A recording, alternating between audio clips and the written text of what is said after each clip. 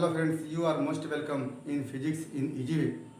मित्रों, physics in easy वे में बहुत बहुत स्वागत है। मित्रों,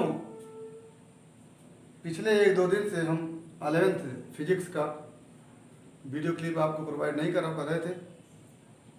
आज हम 11th फिजिक्स में बल एवं न्यूटन के गति विषयक नियम से संबंधित टॉपिक को लेकर के आए हैं, जिसका नाम है न्यूटन का गति विषयक प्रथम नियम।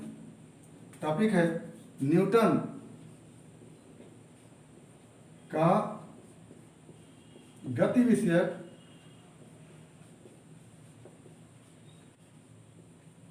प्रथम नियम। न्यूटन का गति विषयक प्रथम नियम। इस नियम को देखने से पहले हम इसके पहले के वीडियो क्लिप को देखेंगे, जिसमें हमने जड़त्व से संबंधित तथ्यों को आपको बताया था।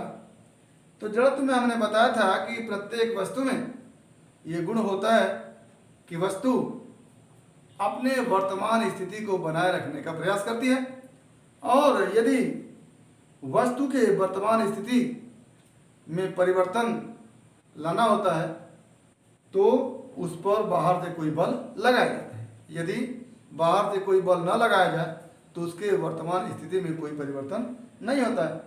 तो न्यूटन ने अपने गति विषयक प्रथम नियम में वस्तु के वर्तमान स्थिति से मतलब वस्तु के गति के वर्तमान स्थिति से लिया है, यानी वस्तु के वर्तमान स्थिति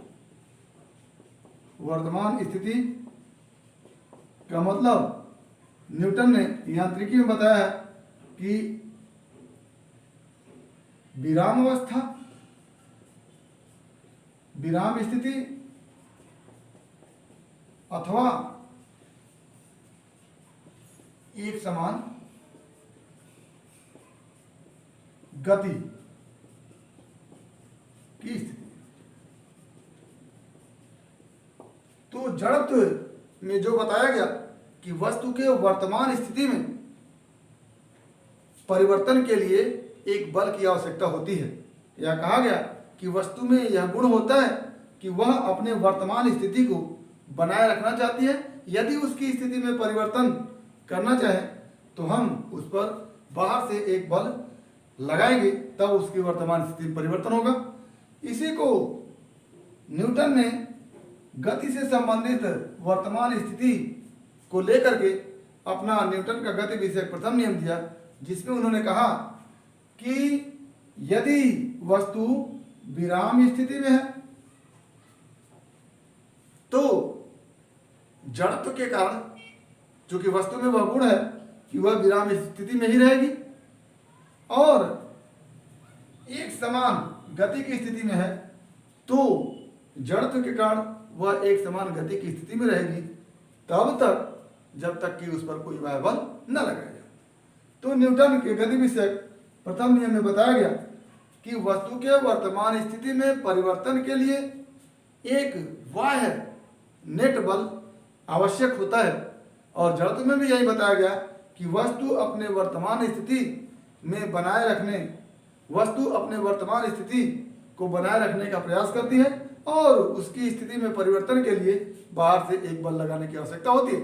तो एक तरह से जड़त्व के गुण को न्यूटन ने गति से संबंधित तथ्यों में पिरो करके अपना न्यूटन का गति विषयक प्रथम नियम दिया। उन्होंने बताया कि वस्तु में यह गुण होता है कि वह अपने विराम स्थिति को अथवा एक समान गति की स्थिति को बनाए रखना चाहती है, और यदि उसकी वर्तमान स्थिति और एक समान गति की स्थिति में आप परिवर्तन करना चाहें तो उस पर बाहर से कोई बल लगाना पड़ेगा। या कह ले कि यदि वस्तु पर बाहर से कोई बल न लगे तो वह यदि विराम स्थिति में है तो विराम स्थिति में रहेगी, एक समान गति की स्थिति में है तो एक समान गति की स्थिति में रहेगी। तो न्यूटन के गति विषयक प्रथम नियम के अनुसार क्या लिखेंगे? न्यूटन के गति विषयक प्रथम नियम के अनुसार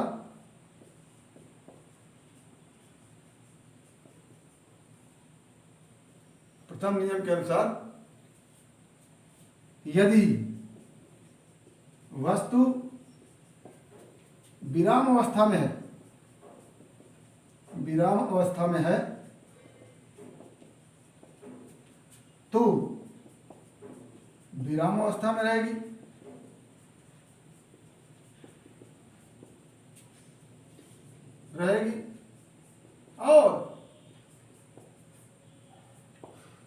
और यदि गति की अवस्था में है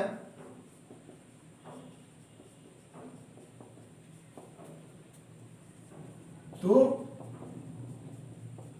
गति की अवस्था में रहेगी।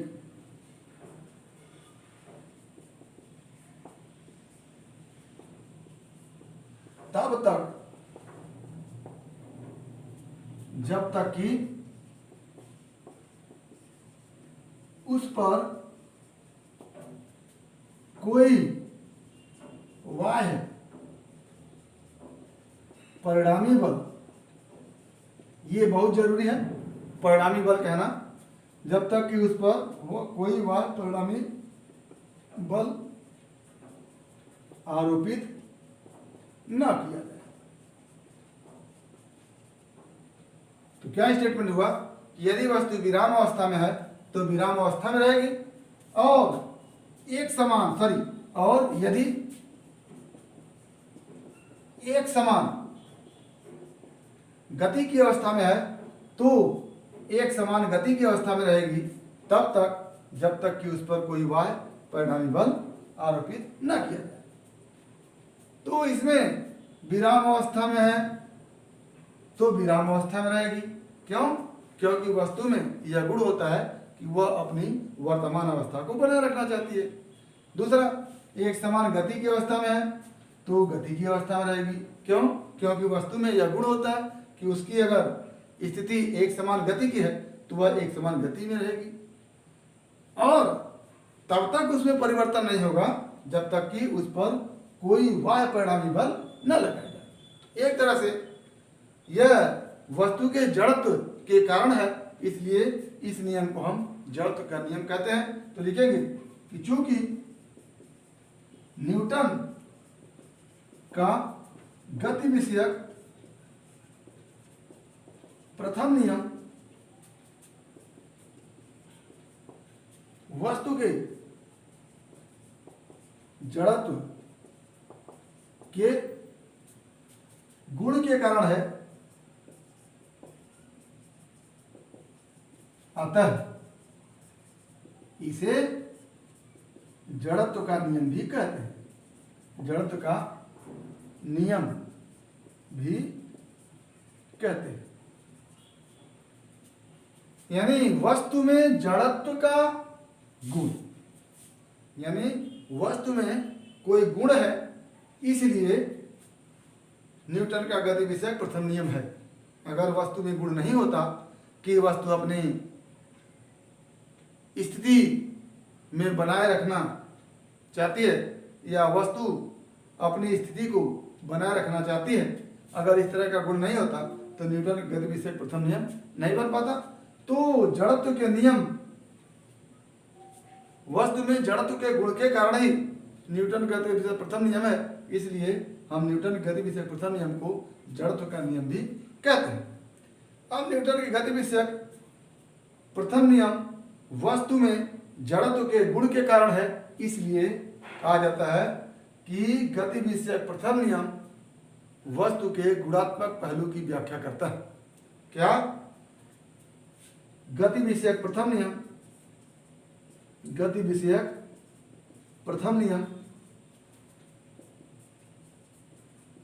वस्तु के गुणात्मक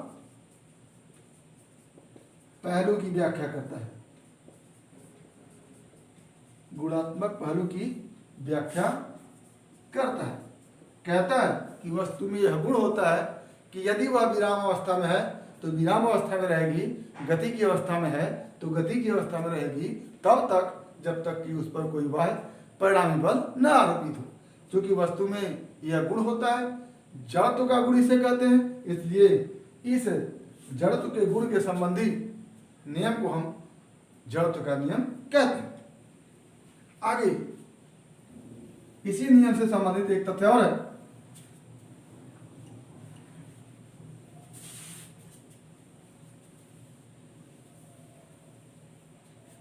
कि गति विषयक प्रथम नियम में कहा गया कि विराम अवस्था में है, विराम अवस्था में है यानी u इक्वल टू 0, तो विराम अवस्था में ही रहेगी, विराम अवस्था में रहेगी यानी फिर v इक्वल टू भी 0। विराम अवस्था में है तो विराम अवस्था में रहेगी यानी समय के साथ उसके वेग में कोई परिवर्तन नहीं होगा, यानी प्रारंभिक वेग u इक्वल टू भी 0 होगा, v इक्वल टू भी 0 होगा, यानी वेग परिवर्तन क्या हो गया, v minus u equal to 0 minus 0 equal to 0, यानी वेग में कोई परिवर्तन नहीं हुआ। और जब वेग में कोई परिवर्तन नहीं हुआ तो वेग परिवर्तन बटे समय इक्वल टू भी क्या होगा 0, और वेग परिवर्तन बटे समय इक्वल टू क्या होता है, त्वरण होता है, त्वरण भी क्या हो जाएगा 0। ये कब होगा, जब वस्तु पर बाह्य परिणामी बल न लगेगा। तो न्यूटन गति विषय प्रथम नियम कहता है कि यदि वस्तु पर बाह्य परिणामी बल शून्य हो तो विराम अवस्था में है तो विराम अवस्था में रहेगी, यानी u इक्वल टू 0 है तो v इक्वल टू भी 0 होगा, तो वेग परिवर्तन 0 होगा, वेग परिवर्तन बटे समय 0 होगा तो त्वरण 0 होगा, यानी f equal to 0 implies that a is also equal to 0। Newton गति विषय प्रथम नियम कहता है। दूसरा, उसी प्रथम नियम के हिसाब से कहेंगे एक समान गति की अवस्था में, एक समान गति की अवस्था में प्रारंभ में है तो बाद में भी एक समान गति की अवस्था में ही रहेगी। तो प्रारंभ में भी एक समान गति की अवस्था है, बाद में भी एक समान गति की अवस्था है, तब तक जब तक कि उस पर कोई वायु बल न लगाया जाए, यानी वायु बल नहीं लगाया जा रहा है तो एक समान गति की अवस्था प्रारंभ में भी और एक समान गति की अवस्था अंत में भी। यानी प्रारंभ में अगर एक समान गति u है तो बाद में भी एक समान गति u होगी, यानी प्रारंभ में यदि एक समान गति में वेग u है तो अंत में भी एक समान गति में वेग क्या होगा, u होगा। ऐसी स्थिति में वेग परिवर्तन यानी वेग इक्वल टू u और यहां पर भी वेग इक्वल टू u, तो वेग परिवर्तन क्या हो जाएगा, वेग परिवर्तन equal to u minus u equal to 0। फिर वेग परिवर्तन बटे समय क्या होगा, फिर क्या हो जाएगा 0, तो a इक्वल टू फिर क्या हो गया 0, यानी f नहीं लगाए तो यहां पर भी क्या हो गया a इक्वल टू 0 हो गया। कुल मिलाकर के न्यूटन के गति विषय प्रथम नियम के गणितीय पहलू को देखा जाए तो बल के न लगाने पर वस्तु विराम अवस्था में है तो विराम अवस्था में रहेगी, निष्कर्ष निकलेगा कि त्वरण क्या हो जाएगा 0 हो जाएगा, यानी बल न लगाने पर त्वरण क्या हो जाएगा 0 हो जाएगा। यहाँ पर भी बल न लगाने पर त्वरण क्या हो जाएगा 0 हो जाएगा। कुल मिलाकर के कहा जाए कि यदि त्वरण उत्पन्न करना है तो बल लगाना पड़ेगा, या कह ले कि किसी वस्तु में त्वरण उत्पन्न करने के लिए बल लगाना पड़ेगा, या कह ले कि वस्तु में यह गुण होता है कि उसमें त्वरण तभी उत्पन्न होता है जब उस पर बल लगता है। तो अंत में हम फाइनल निष्कर्ष निकालते हैं कि वस्तु में यह गुण होता है कि उसमें त्वरण उत्पन्न करने के लिए बल को लगाना पड़ता है। क्या, वस्तु में यह गुण होता है कि उसमें त्वरण उत्पन्न करने के लिए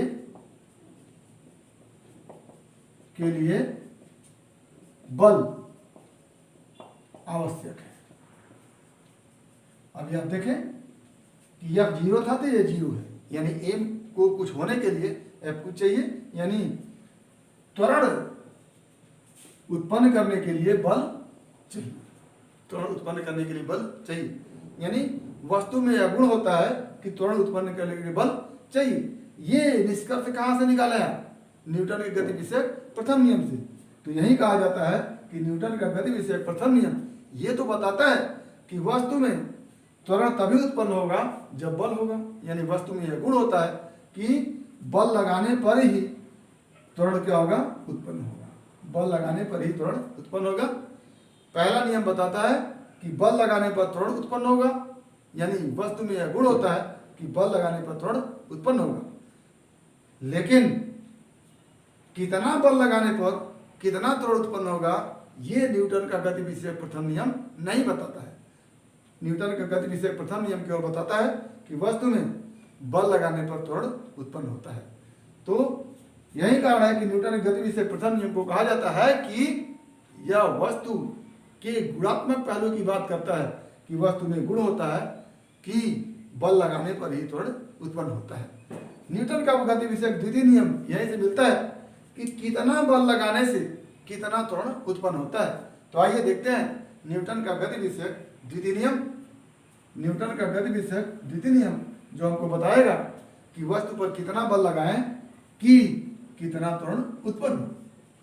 न्यूटन का गति विषयक द्वितीय नियम ये कितना की बात करता है, यानी मात्रा की बात करता है। यानी न्यूटन का गति विषयक द्वितीय नियम वस्तु के मात्रात्मक पहलू की व्याख्या करता है, या फिजिकल क्वांटिटी के मात्रात्मक पहलू की व्याख्या करता है कि कितना बल लगाने से कितना त्वरण उत्पन्न होता है।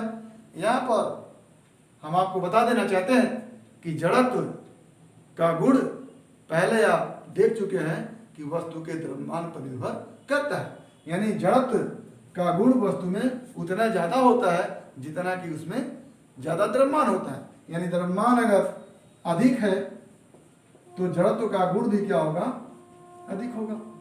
यानी जड़त्व का गुण अधिक होगा, यानी वस्तु अपनी वर्तमान स्थिति को मजबूती से बनाए रखने का प्रयास करेगी और उसमें डिस्टर्बेंस के लिए ज़्यादा बल लगाना पड़ेगा। यानी वस्तु का द्रव्यमान अधिक है तो उसमें त्वरण उत्पन्न करने के लिए ज़्यादा बल लगाना पड़ेगा। तो F is directly proportional to M। यानी द्रव्यमान अधिक है तो अधिक बल लगाना पड़ेगा, द्रव्यमान कम है तो कम बल लगाना पड़ेगा। यानी वस्तु की स्थिति में परिवर्तन लाने के लिए यदि वस्तु का द्रव्यमान अधिक है तो बल ज़्यादा लगाना पड़ेगा। दूसरी बात,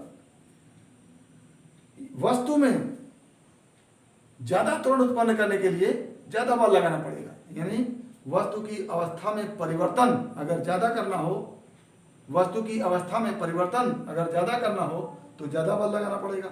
अवस्था में परिवर्तन का मतलब उसमें त्वरण उत्पन्न करना, तो बल ज़्यादा लगाना पड़ेगा जब त्वरण ज़्यादा उत्पन्न करना हो तो। यानी आरोपित बल वस्तु के द्रव्यमान पर निर्भर करता है। यदि वस्तु की स्थिति में परिवर्तन लाना है तो जो बल लगाएंगे उसके द्रव्यमान के अनुकूल अनुपाती होगा। द्रव्यमान ज़्यादा होगा तो ज़्यादा बल लगाना पड़ेगा, द्रव्यमान कम होगा तो कम बल लगाना पड़ेगा। और यदि वस्तु में त्वरण उत्पन्न करने के लिए बल लगाना होता है तो जितना ज़्यादा त्वरण उत्पन्न करना होगा उतने ज़्यादा बल लगाना पड़ेगा। तो ऐसी स्थिति में ये बल निर्भर करता है M के भी और निर्भर करता है A के भी। यानी किसी वस्तु की स्थिति में परिवर्तन के लिए उस पर आरोपित बल उसके द्रव्यमान और उसमें उत्पन्न त्वरण के गुणनफल के अनुक्रमानुपाती होता है। यानी F is directly proportional to M into A, या इसी को आप F बराबर कह लेते हैं M इंटू A तब जब F क्या हो, न्यूटन में हो। F क्या हो, न्यूटन में हो। F न्यूटन में हो और M केजी में हो और A मीटर प्रति सेकंड में हो। या कह लें कि जब बल, द्रव्यमान और त्वरण MKS पद्धति में हो, जब बल, द्रव्यमान और त्वरण MKS पद्धति में हो तो वस्तु पर आरोपित बल उसके द्रव्यमान और त्वरण के गुणनफल के बराबर होता है। तो ये न्यूटन का गति विषयक द्वितीय नियम है।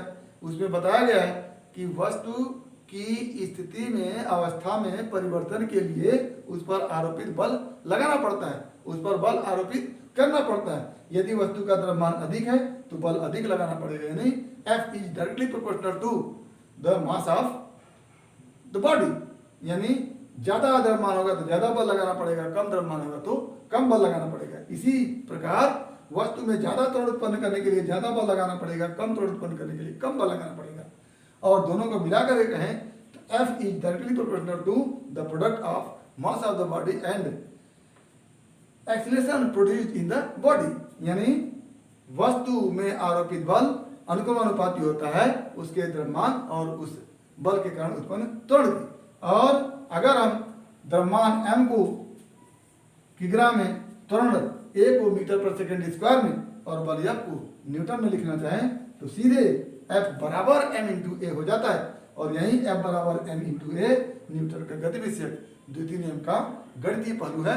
तो इसको आप लिखेंगे कि न्यूटन के गति विषयक द्वितीय नियम के अनुसार, न्यूटन के गति विषयक द्वितीय नियम के अनुसार किसी वस्तु में न्यूटन के गति विषयक द्वितीय नियम के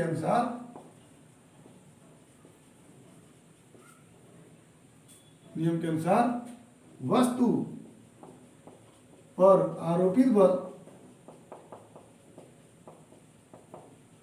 उसके द्रव्यमान एवं बल के कारण वस्तु में उत्पन्न त्वरण के गुणनफल के बराबर होता है, गुणनफल के बराबर होता है। यानी F बराबर m इंटू, ये न्यूटन का गति विषयक द्वितीय नियम है। इस नियम से यदि वस्तु का द्रव्यमान मालूम हो तो आप बता सकते हैं कि कितना बल लगाएंगे तो कितना त्वरण उत्पन्न होगा। ये बात करता है कितना की, और पहला नियम बात करता था केवल कि वस्तु पर बल लगाने से त्वरण उत्पन्न होता है, यानी वस्तु के गुण की बात करता है कि वस्तु पर बल लगाने से उसमें त्वरण उत्पन्न होता है। और कितना बल लगाने से कितना त्वरण उत्पन्न होता है ये न्यूटन का गति विषयक द्वितीय नियम बताता है। इसीलिए कहा जाता है कि न्यूटन का गति विषयक द्वितीय नियम प्रथम नियम का ही दूसरा रूप है, जिसमें बल के द्वारा वस्तु में उत्पन्न त्वरण की मात्रा को बताया जाता है। यानी द्वितीय नियम क्या है? द्वितीय नियम प्रथम नियम का दूसरा पहलू है, जिसमें मात्रात्मक पहलू की बात की जाती है।